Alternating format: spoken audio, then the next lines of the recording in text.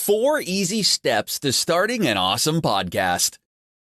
Starting your own podcast probably sounds like a Herculean project for you right now, but it doesn't have to be. In today's presentation, I'm going to show you the 4 easy steps you can follow to start your very own podcast. Step 1. Choose a topic and come up with your show's name. Your podcast is your own show. You can talk about anything and everything under the sun. But if you want to attract a specific audience, then you need to narrow down your topics. You need to define what your podcast is going to be all about. In short, what do you want to be known about? Do you want to be known as the top marketing expert in your niche? Or that funny author who publishes exclusively on Kindle? Whatever you choose, you need to be able to commit and create content consistently and keep your audience coming back for more. Step number 2. Create a plan for your podcast episodes. Podcasting is also a form of content marketing. You want to stand out from the crowd, right? Then you need to come up with a content strategy that will fit your podcast message or branding. Treat your podcast like a business. Plan everything in advance. If you're thinking of interviewing experts in your industry, then write it down in your calendar so you can reach out to them well ahead of time. Create an outline or draft of your upcoming episodes. You don't want to just wing podcast episodes. You could end up wasting a lot of time editing and re-recording episodes if you ramble off topic for far too long. Step 3. Record your podcast episodes. Now that you've got a plan for your podcast episodes, it's time to record your episodes. You're just starting out, so you will need to make sure you come across as someone that people will want to listen to. You can choose to follow an outline of your main topics, or you can read from a script. Step 4. Publish and promote your podcast. To publish your podcast, you need to select a good podcast hosting service. Libsyn is one of the more popular ones. Once you've uploaded your episodes to your host, it's time to promote your new show to your target audience. 5 podcast monetization methods you can use today. Podcasting can be both fun and hard work, but did you know you can also earn some money in the process? Many podcasts earn anywhere from $100 to several $1,000s a month. If you're planning to set up your own podcast, then stay tuned to this presentation. I'm going to show you the top 5 podcast monetization methods you can use today. Let's begin. Number 1. Sponsorships. When it comes to sponsorships, you need to build a sizable audience first before anyone will consider sponsoring your podcast. But once you've got a few thousand fans tuning into your podcast, then you can start reaching out to potential sponsors and advertisers. Alternatively, you can use a platform like Midroll or Authentic.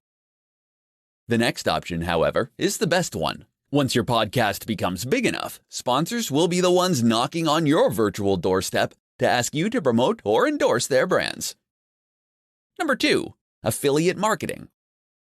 It's relatively easy for one to make money with affiliate marketing. You simply get your special link that has your unique tracking code in it.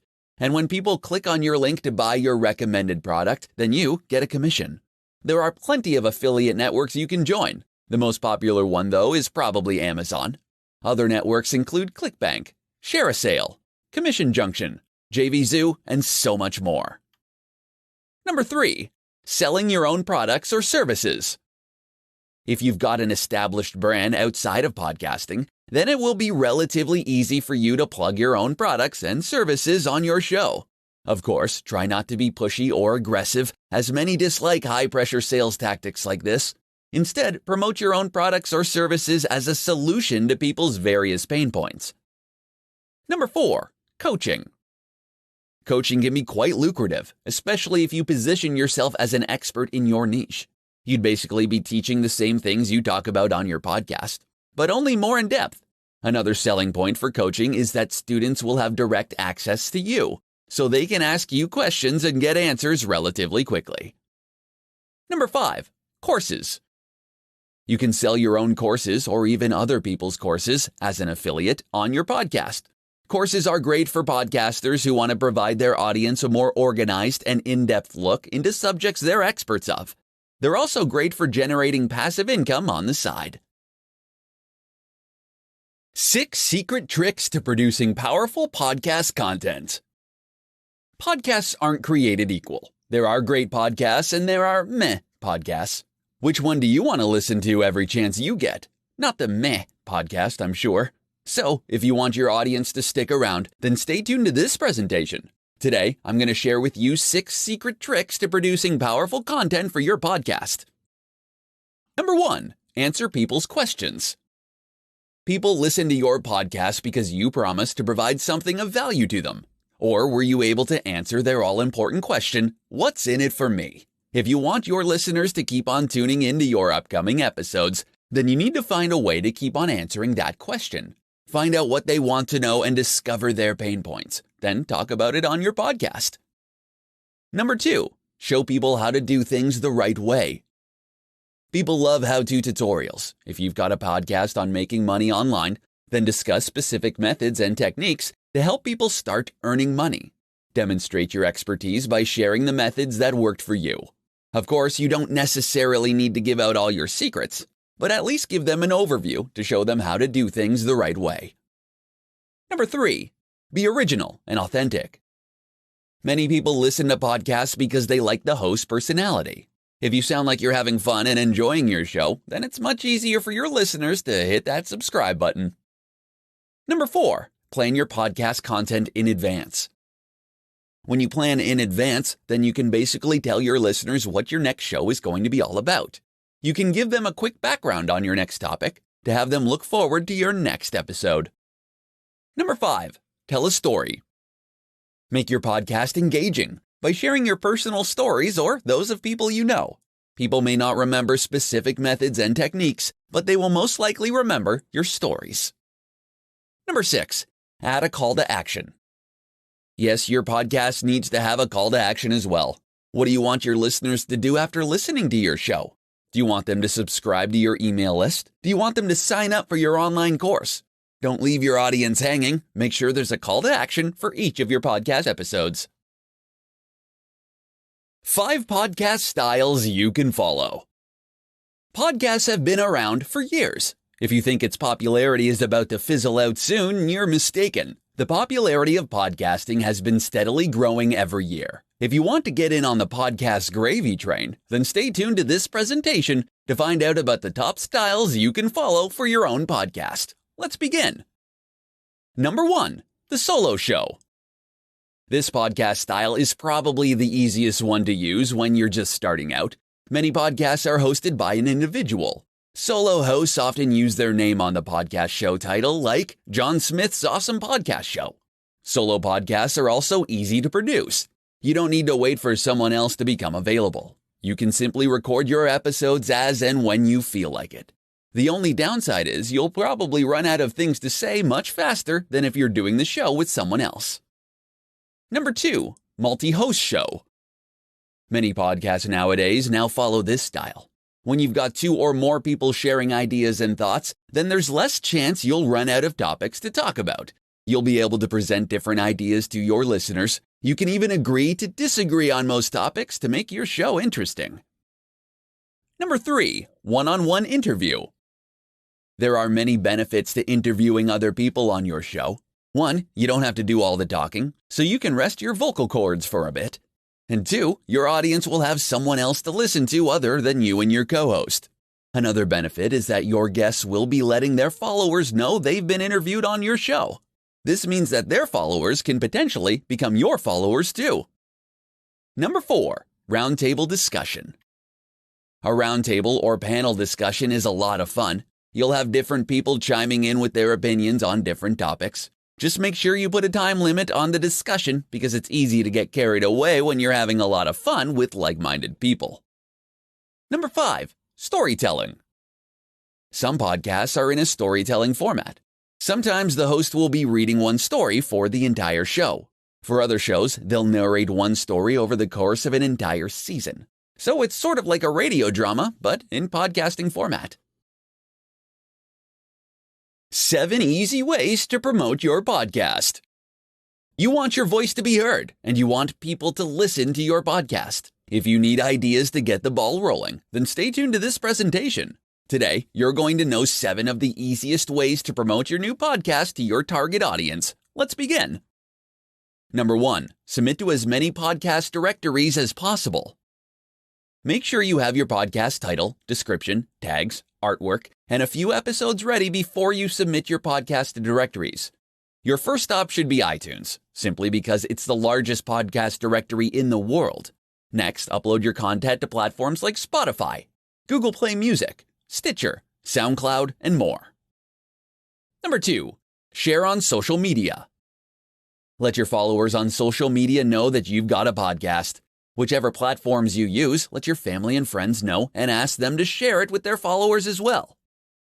Number 3, ask your podcast listeners to follow you on social media. For branding purposes, use your podcast title as your social media handle. It will be easier for people to remember your brand that way. Give a quick mention of your social media channels on every episode and ask your listeners to follow you. Number 4, link your podcast episodes on your blog. Create a new post for every episode and add a link to your MP3 file. Then write out a transcript or show notes for each episode. Your written content will be indexed on search engines, so you'll most probably get a nice chunk of search engine traffic later on. Number 5, interview experts in your niche. People love being recognized as experts, so if you tell people you're interviewing experts for your podcast, chances are you'll have a good number of people signing up. They can promote their businesses or their podcasts, and they'll let people know that they were interviewed on your awesome show. Number 6, record your podcast on video. Hit 2 birds with 1 stone and video yourself while recording your podcast episode. Then upload it to YouTube, Facebook, Instagram, Snapchat, etc. to give your fans a sneak peek at how you do your podcast. Number 7, pay for advertising. You don't need to spend a ton of money to get the word out about your new podcast. If you can afford to spare a few dollars a day, you can advertise on Facebook ads, Instagram, maybe even Bing ads. In this presentation, I'm going to share with you 10 of the most important tools you'll need for podcasting success. Let's begin. Number 1, a good microphone. Not all microphones are created equal. A good quality microphone is necessary if you want your podcast to sound good. Number 2, pop filter. It's annoying to hear B's, P's, G's, and D's amplified on podcasts. You don't want this to happen to your show. Get a pop filter. It only costs a few dollars. Number 3, podcast hosting account. You don't want your podcast audio files eating up your web hosting bandwidth. Get a good podcast hosting account. They're relatively cheap. Check out Libsyn, one of the most popular podcast hosting services. Number 4, multi-platform note-taking software. It's important to know what you're going to talk about in your podcast episodes. Use a multi-platform note-taking software so you can easily pick up where you left off. You can start writing down your ideas on your mobile phone and then finish it up on your laptop. Number 5, Google Calendar. Google Calendar is a great tool for scheduling your podcast episodes. You can add different calendars to your account, and you can label each one with a different color. Number 6, Audacity. Audacity is a free, open source, and cross-platform audio editing software. There's a bit of a learning curve, but don't worry. There are lots of tutorials on YouTube to help you get up to speed on how to use this powerful software. Number 7, voice typing tool.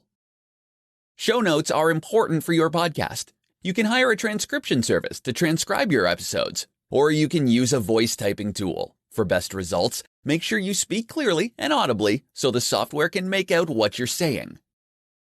Number 8, feed validator. A feed validator is needed to make sure there are no problems with your podcast's RSS feed. Most podcast hosting services include a feed validator, but it won't hurt to run your feed through a service like Feed Validator. Number 9, graphic design software. An eye-catching artwork can make the difference between people checking out your podcast on iTunes or any other directory, or skipping it entirely. You can use Photoshop or a free tool like Canva to design your podcast artwork. Number 10, live streaming platform. Show your podcast listeners how you work. When you go live on platforms like Facebook Live or YouTube Live, your followers get a notification, so you get real-time engagement from your fans. How to repurpose your podcast episodes. Creating the content for your podcast will take a lot of brain power.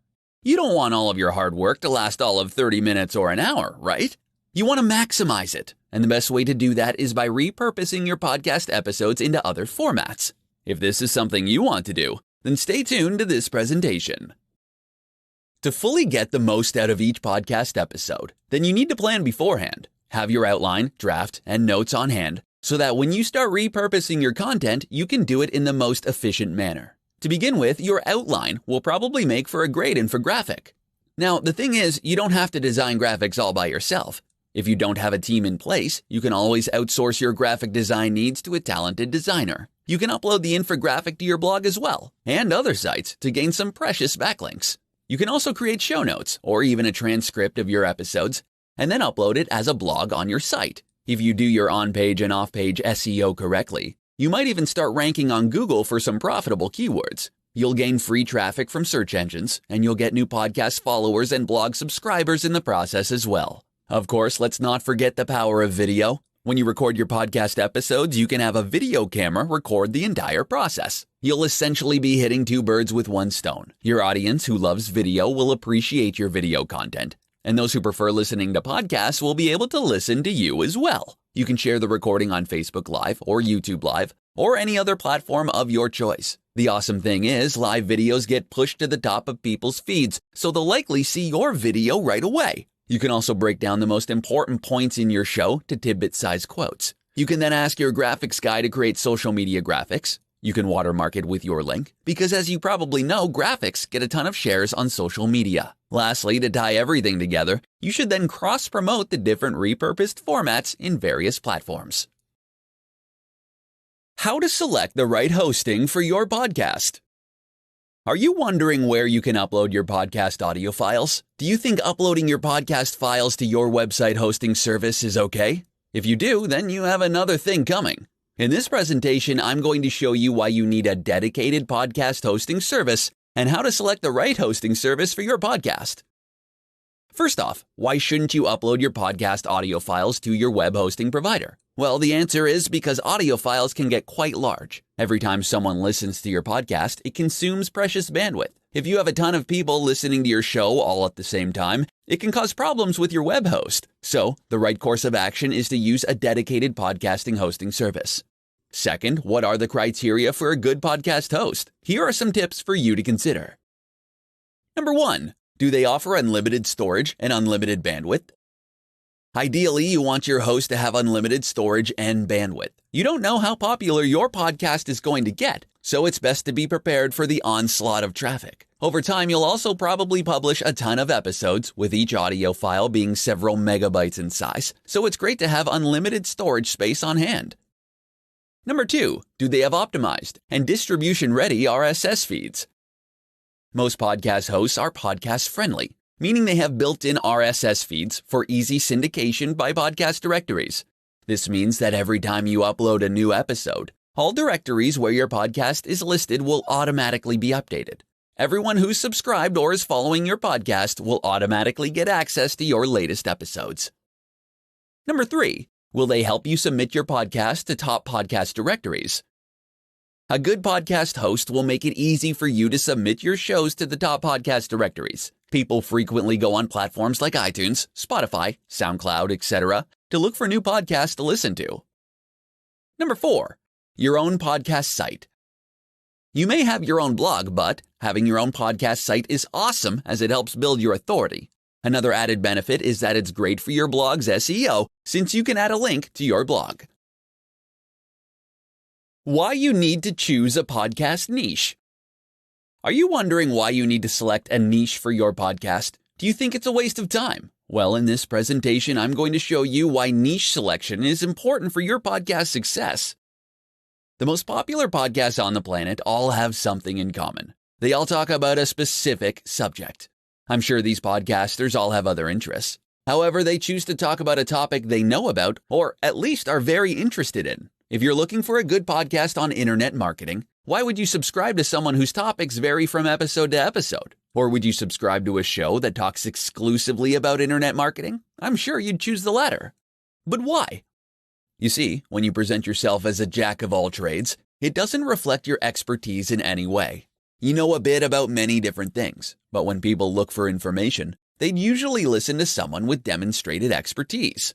So if all you talk about in your podcast is internet marketing, then you're going to weed out the people who have zero interest in this topic. But you'll be attracting the kind of audience you really want, those who want to know more about internet marketing. Sure, your audience count might be a bit lower, but your conversion rates will be so much higher. For instance, if you're planning on promoting a course or product later on, then your internet marketing audience may express more positive interest than a mixed audience. Your calls to action per episode will be targeted to the correct audience. Thus, you're going to get higher conversions. The perfect podcast niche will be something that you're extremely familiar with, so you can create content for an indefinite period of time. Second, there has to be a demand for it. It doesn't have to be there in the millions. A few hundred or thousand listeners may be sufficient, depending on what it is you hope to achieve with your podcast. Niche selection is especially important when you're starting out. You're going to compete against more established brands and podcasts. You need to find a way to stand out from the competition. When you select a niche, you're able to create an edge for yourself. That edge will help you become memorable and attractive to your target audience. 3 reasons why podcasting may be good for your business. If you've ever listened to a podcast, you know how easy to consume they are. All you have to do is subscribe to your favorite podcasts, and you'll have the latest episodes sent straight to your device. If you're not sold on the idea of podcasting for your business, then you should listen to this entire presentation. Today, I'm going to discuss 3 of the biggest reasons why podcasting may be good for your business. You'll become an authority figure in your niche or industry. Podcasting is a great way to showcase your knowledge and your expertise in your niche. You can talk about anything and everything under the sun, but if you keep your podcast niche focused and provide tons of value to your listeners, you'll soon have them eating from the palm of your hand. Of course, building trust will take time, but once you have it, you'll find people will look up to you as an authority figure in your niche. You'll attract your target audience.